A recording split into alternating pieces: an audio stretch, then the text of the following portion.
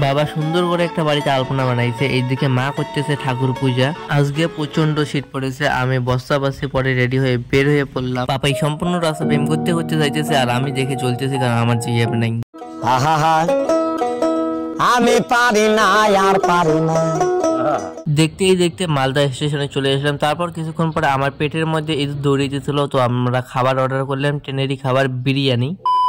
Hey guys, welcome back to my channel. তো guys, এর আগের ভিডিওটা তো দেখছো তোমরা, জানোই যে আজকে আমি পরীক্ষা দিতে যাবো মুর্শিদাবাদ। আর এখন বাজে সকালে 6টা, আর পরিস্থিতি দেখো বাইরের, শীতে শীত। এখন আমার 10টায় ট্রেন আছে, এখান থেকে দিনাটা যাওয়া লাগবে 10 কিলোমিটার।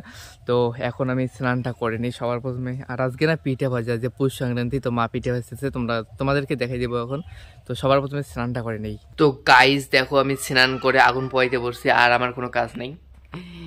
স্নান করে ঠান্ডা লেগে গেছে, আগুন পোয়াইতে বসছি। আর এইদিকে না আমি স্নান করতে করতে মার পিঠে টিঠে ভাজা কমপ্লিট হয়ে গেছে, এখন পূজা করতেছে। দেখো গাইস, একারে পিঠে ভাজছে, এইখানে ঠাকুরকে দিছে, এখনো পূজা করেনি, এখনই করবে। আর বাইরে পূজা করতেছে। বাবা বাড়ির মধ্যে একটা আলপনা দিয়ে ফুল বানাইছে, যেটা অনেকটাই সুন্দর। এইদিকে মা পুজো করতেছে।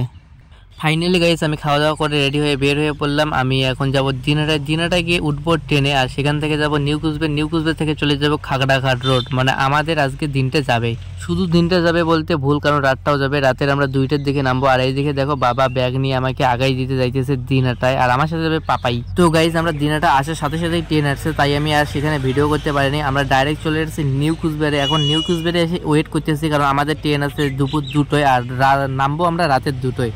তো এখানে আমি ওয়েট করতেছি। আর আমার বন্ধু দেখো, পাপাই, যার কথা বললাম যার সাথে যাবো, এই যে এখানে বসে আছে, আর ও পুরো আরামসে বসে প্রেম করতেছে, কারণ ওর মধ্যে রিল্যাক্স। আর আমি ভাই একাই ভিডিও বানাইতেছি। কিছুক্ষণ পরে স্টেশনে এসে বসে ওয়েট করতেছি যে ট্রেন কতক্ষণে আসবে। আর হ্যাঁ, কিছুক্ষণ পরে ট্রেন তো আসলো, কিন্তু আমাদের ট্রেন না, পিছন দিক দিয়ে দেখো মাল ট্রেন একটা চলে এসেছে। আমি ভাবতেছি যে আমাদের সাথে যদি কোনো মেয়ে থাকতো তাহলে এই ট্রেনে চলে যেতে পারতো, কারণ আমি মনে করি যে মাল ট্রেন মানে মেয়েদের ট্রেন।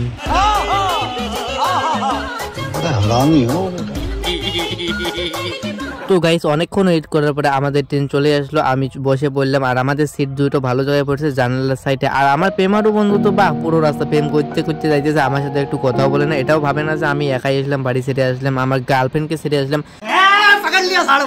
না মানে সরি, আমার তো গার্লফ্রেন্ড নেই, তার জন্য ফোন করতেছি না। ওটা মুখ দিয়ে ফসকে বের হয়ে গেছে। ও একাই পুরো প্রেম করতেছে। তবে হ্যাঁ, রাস্তার ভিউটা দেখো অনেকটাই সুন্দর।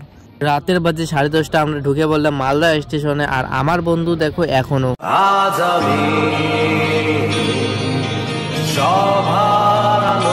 কিছুক্ষণ পরে আমার পেটের মধ্যে ইঁদুর দৌড়ে দিতেছিল, একটা না দুটো, তার জন্য আমি নিয়ে নিলাম খাবার। এখানে ট্রেনের মধ্যে ডিম বিরিয়ানি পাওয়া যায়, আমরা 2টা নিয়ে নিয়েছি, পাপাই একটা আমি একটা। তো বিরিয়ানির সঙ্গে একটা আচার ফ্রি পাইছি, এটা দেখে অনেকটা খুশি হলাম। তারপর বিরিয়ানিটা দেখতে অনেক, কিন্তু এটা স্ক্যাম হয়ে গেছে, এটা ভাতের চাল দিয়ে দিয়েছে আমাদের সাথে, বিরিয়ানির চাল না। কিন্তু খাইতে মনে হয় ভালোই লাগবে, কিন্তু খাওয়ার পরে আমি তোমাদেরকে এটাই রেকমেন্ড করবো যে ভাই, জীবনে বেঁচে থাকলে ট্রেনের বিরিয়ানি খেও না, একদম ফালতু ছিল, নাই লবণ নাই নুন, কোনো কিছুই নেই, একদম ফালতু ছিল। খাওয়া দাওয়া করতে মিলতে রাতের বেজে গেছে 11:30। তারপরে আমি উপরে চলে শুয়ে পড়লাম, আর পাপাই আছে নিচে। আর এখন দেখো সম্পূর্ণ ট্রেনটা যেমন নিঃশব্দ হয়ে গেছে, সবাই ঘুমিয়ে পড়েছে। কিছুক্ষণ পরে আমি উপর থেকে নেমে পড়লাম, কারণ এখন বাজে 1:30, আমরা 2টা 2:30-এর দিকে নামবো, একটু ট্রেন লেট আছে। আর জানলা দিয়ে ভিউটা দেখতেছি, দেখো অনেকটাই সুন্দর। তো ফাইনালি গেছি, আমরা ট্রেন থেকে নেমে পড়লাম। আমাদের নামার টাইম ছিল 2টা, পাক্কা 2টোর মধ্যে, কিন্তু আমাদের নামাই দিয়েছে 2:30-এরও পরে, কারণ ট্রেন হয়েছে লেট। আমাদের ইন্ডিয়ার ট্রেন যেন সবসময় লেট হয়, আমি যখনই দেখি। আসার সময় ওই রকম হয়েছে, আমাদের ট্রেন ছিল আসার সময় 2টা, আর আসছে 3টের দিকে।